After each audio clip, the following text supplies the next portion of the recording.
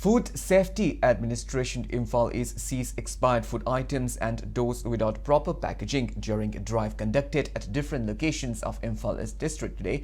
The seized items include soft drink Mazza, Merinda, Mountain Dew, juice manufactured by Ligla, bakery products and others. The drive was carried out under the supervision of Imphal designated officer Dr. Eld Kriprialini. Speaking in this regard, Kriprialini informed that similar drive will be conducted in Imphal in the days to come. She said the drive was launched yesterday at shops. She appealed to traders to acquire FSI license and adhere to norms in the larger interests of public. Speaking further, Kriprialini had revealed that Food Safety Administration Imphal initiate a process Eat Right schooled at 8 institutions across Imphal East. She also elaborated on penalties for violation of food safety norms, which may attract fines of up to 10 lakh rupees.